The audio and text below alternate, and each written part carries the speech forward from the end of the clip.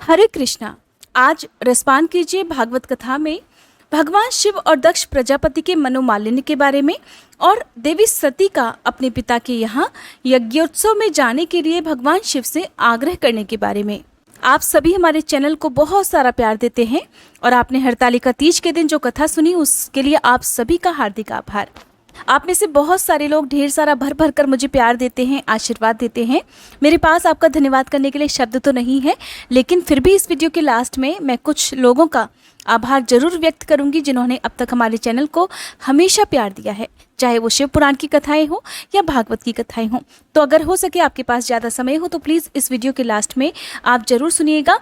कुछ लोगों ने अपनी यूट्यूब आईडी पर जो नाम लिखा है मैं वही नाम लेकर आपको थैंक्स बोलती हूँ, क्योंकि मुझे नहीं पता कि आपका असली नाम क्या है। तो ऐसे में कुछ लोग शायद हो सकता है नाराज़ भी हों कि मैंने आपका नाम नहीं बोला, लेकिन एक बार आप अपनी यूट्यूब आईडी पर जो नाम लिखा है वो जरूर चेक कर लीजिएगा। अब रसपान कीजिए आज के अध्याय का।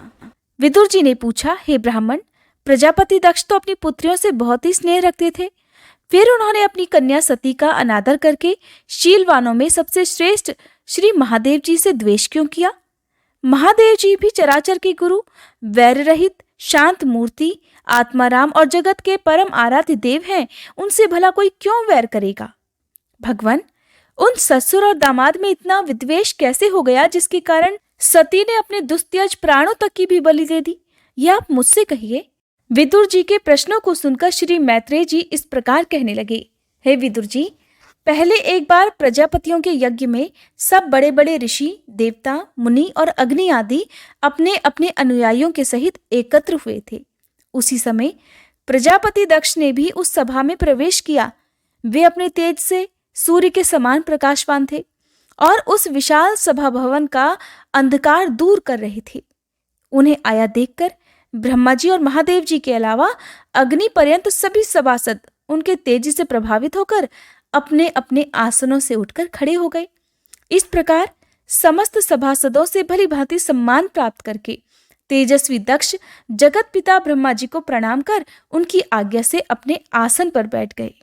आज की इस कथा में आपको जानकारी मिलेगी कि आखिरकार क्यों महादेव जी ने देवी सती को उनके पिता के यहाँ यज्ञ में जाने की अनुमति नहीं दी थी। इस तरह भरी सभा में सभी देवतागणों ने दक्ष प्रजापति का सम्मान किया था और उन्हें खड़े होकर अभिवादन किया था, परंतु महादेव जी को पहले से ही बैठा देखकर उनसे अभ्युत्थान आदि के रूप में कुछ भी आदर ना पाकर दक्ष प्रजापति उनका ये व्यवहार सहन नहीं कर पाए। दक्ष प्रजापति को बहुत क्रोध आया और उन्होंने टेढ़ी नजरों से महादेव जी की तरफ इस प्रकार देखा मानो वे उन्हें अपनी क्रोधाग्नि से जला डालेंगे। फिर वे इस प्रकार कहने लगे, देवता और अग्नियों के सहित समस्त ब्रह्मऋषिगण, मेरी बात सुनिए। मैं ना समझी या द्वेषवश नहीं कहता, बल्कि शिष्टाचार की बात कहता हूं। ये निर्लज्ज महादेव समस्त लोकपालों की पवित्र कीर्ति को धूल में मिला रहा है। देखिए, इस घमंडी ने सत्पुरुषों के आचरण को लांछित और मटियामेट कर दिया है। बंदर के से नेत्र वाले इसने सत्पुरुषों के समान मेरी सावित्री सरीखी मृग नयनी पवित्र कन्या का अग्नि और ब्राह्मणों के सामने पानी ग्रहण किया था, इसलिए ये एक प्रकार मेरे पुत्र के समान हो गया है। उचित तो ये था कि ये उठकर मेरा स्वागत करता, मुझे प्रणाम करता, परंतु इसने वाणी से भी मेरा सत्कार नहीं किया। हाय, जिस प्रकार शूद्र को कोई वेद पढ़ा दे, उसी प्रकार मैंने इच्छा ना होते हुए भी, सब कुछ जानते हुए भी अपनी सुकुमारी कन्या इसे दे दी। इसने तो सत्कर्म का लोभ ही कर दिया। ये सदा पवित्र रहता है, बड़ा घमंडी है और धर्म की मर्यादा को तोड़ रहा है। और ये तो प्रेतों के निवास स्थान भयंकर शमशानों में भूत प्रेतों को साथ लेकर घूमता रहता है। पूरे पागल की तरह सिर के बाल बिखेरे नंग धड़ंग भटकता है, कभी हंसता है, कभी रोता है। ये सारे शरीर पर चिता की अपवित्र भस्म लपेटे रहता है। गले में भूतों के पहनने योग्य नरमुंडों की माला और सारे शरीर में हड्डियों के गहने पहना रहता है। ये तो बस नाम भर का ही शिव है, वास्तव में है पूरा शिव, अमंगल रूप। जैसे ये स्वयं मतवाला है, वैसे ही इसे मतवाले ही प्यारे लगते हैं। भूत प्रेत प्रमथ आदि निरे तमोगुणी स्वभाव वाले जीवों का तो ये नेता है।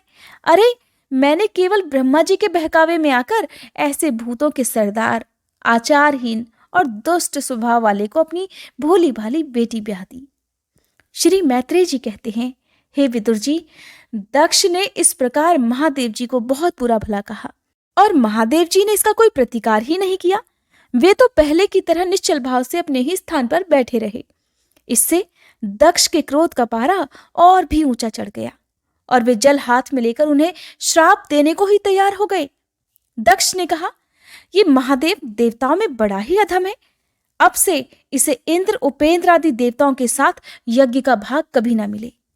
उपस्थित मुख्य सभासदों ने उन्हें बहुत मना किया, परंतु उन्होंने तो किसी की नहीं सुनी और महादेव जी को श्राप दे ही डाला। फिर वे अत्यंत क्रोधित होकर उस सभा से निकलकर अपने घर चले गए। जब श्री शंकर जी के अनुयायियों में अग्रगण्य नंदीश्वर को मालूम हुआ कि दक्ष ने श्राप दे डाला है, तो वे क्रोध से तमतमा उठे और उन्होंने दक्ष तथा उन ब्राह्मणों को जिन्होंने दक्ष के दुर्वचनों का अनुमोदन किया था, उनके दुर्वचनों को सुनकर भी प्रतिकार नहीं किया था, बड़ा भयंकर श्राप दे डाला। नंदीश्वर बोल उठे, जो इस मरण धर्मा शरीर में ही अभिमान करके किसी से भी द्रोह न करने वाले भगवान शंकर से द्वेष करता है, वह भेद बुद्धि वाला मूर्ख दक्ष तत्व ज्ञान से विमुख ही रहे। ये चातुर्मास्य यज्ञ करने वाले को अक्षय पुण्य प्राप्त होता है। आदि अर्थवाद रूप वेद वाक्यों से मोहित और विवेक भ्रष्ट होकर विषय सुख की इच्छा से कपट धर्ममय गृहस्थ आश्रम में आसक्त रहकर कर्मकांड में ही लगा रहता है। इसकी बुद्धि देहादि में आत्मभाव का चिंतन करने वाली है और उसके द्वारा इसने आत्म स्वरूप को ही भुला दिया है। अरे, ये तो साक्षात पशु के ही समान है। अतः अत्यंत स्त्री लंपट हो और शीघ्र ही इसका मुंह बकरे का हो जाए। ये मूर्ख कर्ममयी अविद्या को ही विद्या समझता है। इसलिए ये और जो लोग भगवान शंकर का अपमान करने वाले इस दुष्ट के पीछे पीछे चलने वाले हैं, वे सभी जन्म मरण रूप संसार चक्र में पड़े रहें। वेद वाणी रूप लता फल श्रुति रूप पुष्पों से सुशोभित है। इसके कर्मफल रूप मनमोहक गंध से इनके चित्त क्षुब्ध हो रहे हैं। इससे ये शंकर द्रोही कर्मों के जाल में ही फंसे रहे। ये ब्राह्मण लोग भक्ष्या भक्ष के विचार को छोड़कर केवल पेट पालने के लिए ही विद्या तप और व्रत आदि का आश्रय लें तथा धन शरीर और इंद्रियों के सुख को ही सुख मानकर उन्हीं के गुलाम बनकर दुनिया में भीख मांगते भटका करें। नंदीश्वर के मुख से इस प्रकार ब्राह्मण कुल के लिए यह श्राप सुनकर उसके बदले में भृगु जी ने ये दुस्तर श्राप रूप ब्रह्मदंड दिया। जो लोग शिव भक्त हैं और जो उन भक्तों के अनुयायी हैं, वे सत्य शास्त्रों के विरुद्ध आचरण करने वाले और पाखंडी हों। जो लोग शौचाचार विहीन मंदबुद्धि तथा जटा राख और हड्डियों को धारण करने वाले हैं, वे ही शैव संप्रदाय में दीक्षित हों, जिसमें सुरा और आसव ही देवताओं के समान आदरणीय हैं। अरे, तुम लोग तो धर्म मर्यादा के संस्थापक और वर्णाश्रमियों के रक्षक वेद और ब्राह्मणों की निंदा करते हो। इससे मालूम होता है तुमने पाखंड का आश्रय ले रखा है। ये वेद मार्ग ही लोगों के लिए कल्याणकारी और सनातन मार्ग है। पूर्व पुरुष इसी पर चलते आए हैं और इसके मूल साक्षात श्री विष्णु भगवान हैं। तुम लोग सत्पुरुषों के परम पवित्र और सनातन मार्ग स्वरूप वेद की निंदा करते हो। इसीलिए अब उस पाखंड मार्ग में जाओ जिसमें भूतों के सरदार तुम्हारे इष्ट देव निवास करते हैं। श्री मैत्रेय जी कहते हैं, हे विदुर जी, भृगु ऋषि के इस प्रकार शाप देने पर भगवान शंकर कुछ खिन्न से होकर वहां से अपने अनुयायियों सहित चल दिए।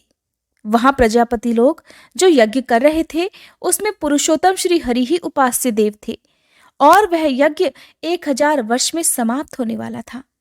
उसे समाप्त कर उन प्रजापतियों ने श्री गंगा यमुना के संगम में यज्ञांत स्नान किया और फिर प्रसन्न मन से अपने अपने स्थानों को चले गए।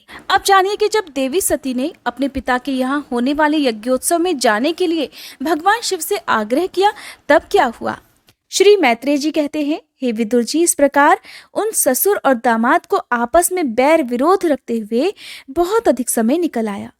इसी समय ब्रह्मा जी ने दक्ष को समस्त प्रजापतियों का अधिपति बना दिया। इससे उसका गर्व और भी बढ़ गया। अब उसने भगवान शंकर आदि ब्रह्मनिष्ठों को यज्ञ भाग न देकर उनका तिरस्कार करते हुए पहले तो वाजपेय यज्ञ किया और फिर बृहस्पति सव नाम का महायज्ञ आरंभ किया। उस यज्ञोत्सव में सभी ब्रह्म ऋषि, देवर्षि, पितर, देवता आदि अपनी अपनी पत्नियों के साथ पधारे। उन सब ने मिलकर वहां मांगलिक कार्य संपन्न किए और प्रजापति दक्ष द्वारा उन सभी का स्वागत सत्कार किया गया। उस समय आकाश मार्ग से जाते हुए देवतागण आपस में उस यज्ञ की चर्चा करते जाते थे। उनके मुख से दक्ष कुमारी सती ने अपने पिता के घर होने वाली यज्ञ की बातें सुन ली। उन्होंने देखा, हमारे निवास स्थान कैलाश के पास से होकर सब ओर से चंचल नेत्रों वाली गंधर्व और यज्ञों की स्त्रियां चमकीले कुंडल और हार पहने खूब सज धज कर अपने अपने पतियों के साथ विमानों पर बैठी उस यज्ञोत्सव में जा रही है। इससे उन्हें भी बड़ी उत्सुकता हुई और उन्होंने अपने पति भगवान भूतनाथ से कहा।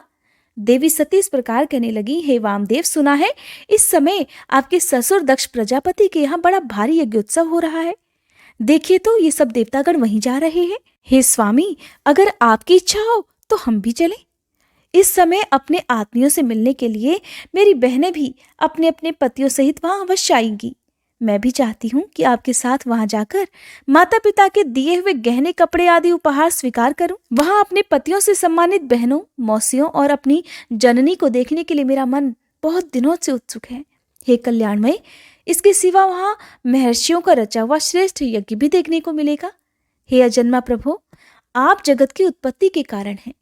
आपकी माया से रचा हुआ ये परम आश्चर्यमय त्रिगुणात्मक जगत आप ही में भास रहा है। किंतु मैं तो स्त्री स्वभाव होने के कारण आपके तत्व से अनभिज्ञ और बहुत दीन हूं। इसलिए इस समय अपनी जन्मभूमि देखने की मेरी बहुत इच्छा हो रही है। हे जन्म रहित नीलकंठ, देखिए इनमें कितनी ही स्त्रियां तो ऐसी हैं जिनका प्रजापति दक्ष से कोई संबंध भी नहीं है, फिर भी ये अपने अपने पतियों के साथ खूब सज धज कर झुंड की झुंड वहां जा रही हैं। वहां जाने वाली इन देवांगनाओं के राजहंस के समान श्वेत विमानों से आकाश मंडल कैसा सुशोभित हो रहा है। हे सुरश्रेष्ठ, ऐसी अवस्था में अपने पिता के यहाँ उत्सव का समाचार पाकर उसकी बेटी का शरीर उसमें सम्मिलित होने के लिए क्यों न छटपटाएगा।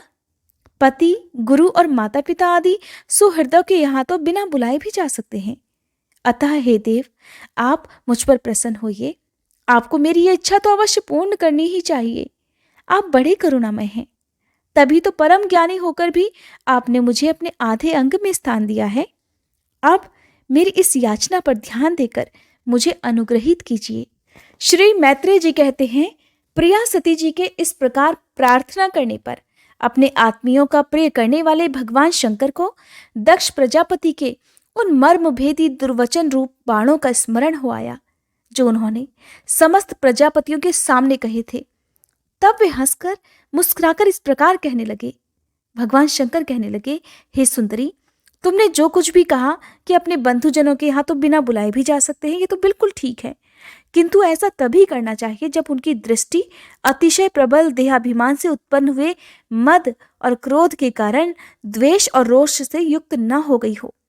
विद्या, तप, धन, सुदृढ़ शरीर, युवावस्था और उच्च कुल, ये 6 सत्पुरुषों के तो गुण हैं, परंतु नीच पुरुषों में ही ये अवगुण हो जाते हैं, क्योंकि इनसे उनका अभिमान बढ़ जाता है और दृष्टि दोष युक्त हो जाती है और विवेक शक्ति नष्ट हो जाती है। इसी कारण वे महापुरुषों का प्रभाव नहीं देख पाते। हे देवी, इसी से जो अपने यहाँ आए हुए पुरुषों को कुटिल बुद्धि से भौं चढ़ाकर रोष भरी दृष्टि से देखते हैं, उन अव्यवस्थित चित्त लोगों के यहाँ ये हमारे बांधव हैं ऐसा समझकर कभी नहीं जाना चाहिए। हे देवी, शत्रुओं के बाणों से बिंध जाने पर भी ऐसी व्यथा नहीं होती जैसे अपने कुटिल बुद्धि स्वजनों के कुटिल वचनों से होती है, क्योंकि बाणों से शरीर छिन्न भिन्न हो जाए तो जैसे तैसे निद्रा तो आ ही जाती है, किंतु कुर्वाक्यों से मर्म स्थान विद्ध हो जाने पर मनुष्य हृदय की पीड़ा से दिन रात बेचैन रहता है। इसीलिए कहते हैं कि कोई भी शब्द सोच विचार कर ही मुंह से निकालने चाहिए। हे सुंदरी, अवश्य ही मैं ये जानता हूं कि तुम परमोन्नति को प्राप्त हुए दक्ष प्रजापति को अपनी कन्याओं में सबसे अधिक प्रिय हो। फिर भी मेरी आश्रिता होने के कारण तुम्हें अपने पिता से मान नहीं मिलेगा, क्योंकि वह मुझसे बहुत जलते हैं। जीव की चित्त वृत्ति के साक्षी अहंकार शून्य महापुरुषों की समृद्धि को देखकर जिसके हृदय में संताप और इंद्रियों में व्यथा होती है, वह पुरुष उनके पद को तो सुगमता से प्राप्त कर ही नहीं सकता। बस दैत्यगण जैसे श्री हरि से द्वेष मानते हैं, वैसे ही उनसे कुढ़ता रहता है। हे देवी, तुम कह सकती हो कि आपने प्रजापतियों की सभा में उनका आदर क्यों नहीं किया, सो ये सम्मुख जाना, नम्रता दिखाना, प्रणाम करना आदि क्रियाएं जो लोक व्यवहार में परस्पर की जाती है, तत्वज्ञानियों के द्वारा बहुत अच्छे ढंग से की जाती हैं। वे अंतर्यामी रूप से सबके अंतःकरणों में स्थित परम पुरुष वासुदेव को ही प्रणाम आदि करते हैं, देहाभिमानी पुरुष को नहीं करते। विशुद्ध अंतःकरण का नाम ही वसुदेव है, क्योंकि उसी में भगवान वासुदेव का अप्रोक्ष अनुभव होता है। उस शुद्ध चित्त में स्थित इंद्रियातीत भगवान वासुदेव को ही मैं नमस्कार किया करता हूँ। इसलिए प्रिय, जिसने प्रजापतियों के यज्ञ में मेरे द्वारा कोई अपराध न होने पर भी मेरा कटु वाक्यों से तिरस्कार किया था, वो दक्ष यद्यपि तुम्हारे शरीर को उत्पन्न करने वाला पिता है, तब भी मेरा शत्रु होने के कारण तुम्हें उसे अथवा उसके अनुयायियों को देखने का विचार भी नहीं करना चाहिए। हे देवी, यदि तुम मेरी बात ना मानकर वहां जाओगी तो तुम्हारे लिए अच्छा नहीं होगा, क्योंकि जब किसी प्रतिष्ठित व्यक्ति का अपने आत्मीय जनों द्वारा अपमान होता है तब वह तत्काल उसकी मृत्यु का कारण हो जाता है।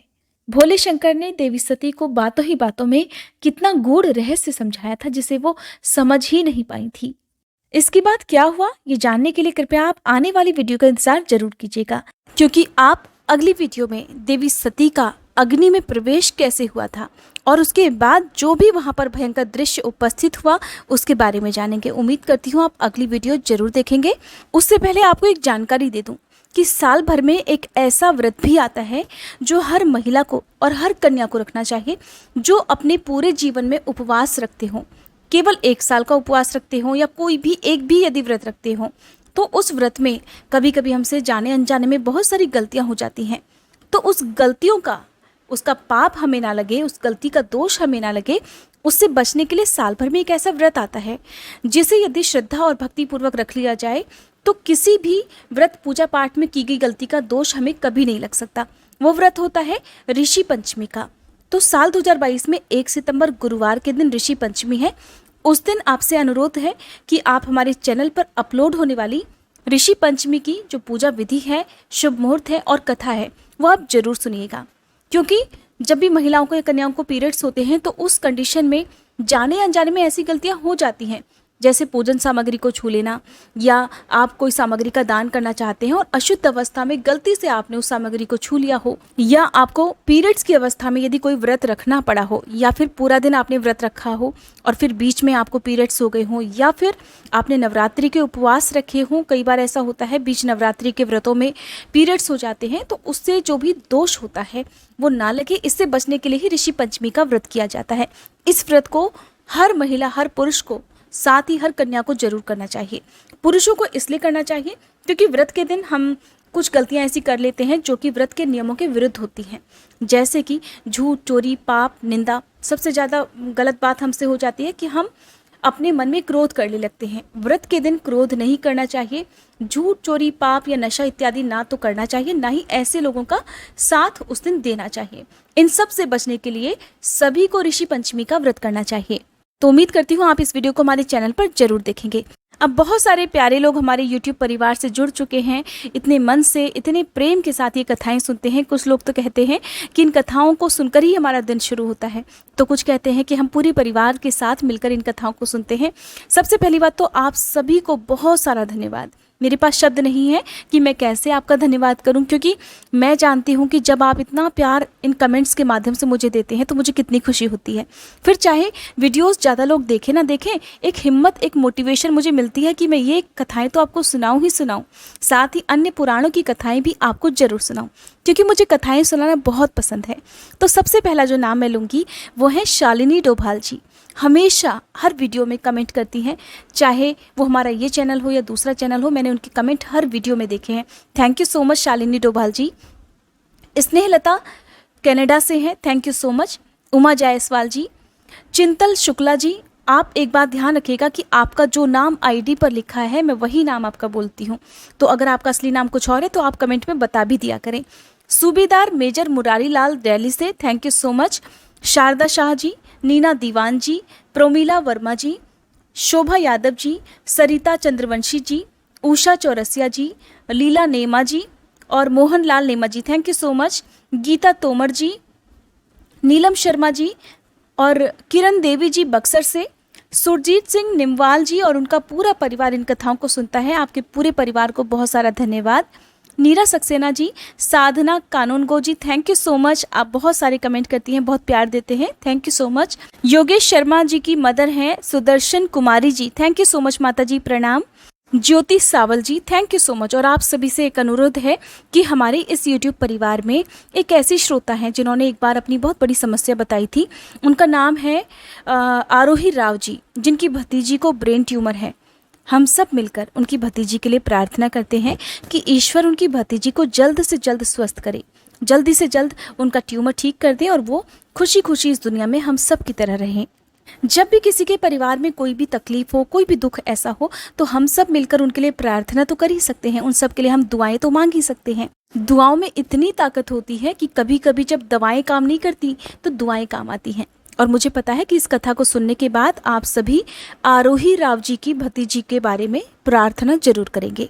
इसके अलावा कमलेश चतुर्वेदी जी, बहुत सारा प्यार आप हमें चैनल पर हमारे कमेंट करके देते रहते हैं, थैंक यू सो मच। और भी बहुत सारे लोग हैं जो हमेशा मुझे बहुत सारा स्नेह देते हैं और उम्मीद करती हूँ आप हमारे चैनल पर न केवल शिव पुराण कथा, न केवल भागवत कथा, बल्कि अपलोड होने वाली चाहे वो एकादशी व्रत की कथाएं हों, अभी आप सत्यनारायण भगवान की कथा भी पूर्णिमा के दिन हमारे चैनल पर सुन सकते हैं।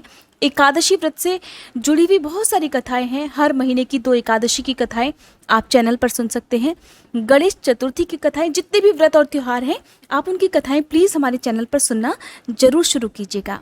आज आपसे बातें करने में मैंने आपका बहुत सारा कीमती समय ले लिया। मैं जानती हूँ आपके पास समय की कमी है, लेकिन अगर हो सकेगा तो जब ये वीडियो आप सुन रहे होंगे, देख रहे होंगे, जिस समय ये वीडियो लाइव चल रही होगी, तो हो सकता है उस समय मैं कमेंट सेक्शन में आऊँ, आप चाहें तो मुझसे जुड़ सकते हैं।